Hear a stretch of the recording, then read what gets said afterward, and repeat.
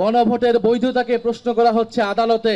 আমরা কি সেটা মানবো না। আপনারা জানেন বাংলাদেশে এখন কি হচ্ছে। আপনারা গণভোটে সবাই কি হ্যাঁ এর পক্ষে ছিলেন না?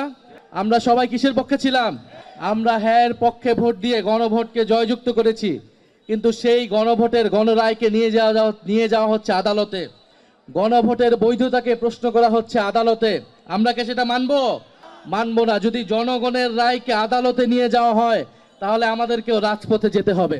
কথা খুবই পরিষ্কার। আমরা জুলাইয়ের মতো স্লোগান দিতে চাই না, হাইকোর্ট না রাজপথ, কিন্তু এই স্লোগান দিতে আমাদেরকে বাধ্য করবেন না। আমরা জাতীয় সংসদ হয়েছে, সংসদকে সংস্কার পরিষদ সদস্য হিসেবে ঘোষণা করতে হবে এবং গণভোটের গণরায় অনুযায়ী সকল সংস্কার বাস্তবায়ন করতে হবে। এর অন্যথা, এর বিকল্প আমরা কোনো কিছুই মেনে নেব না।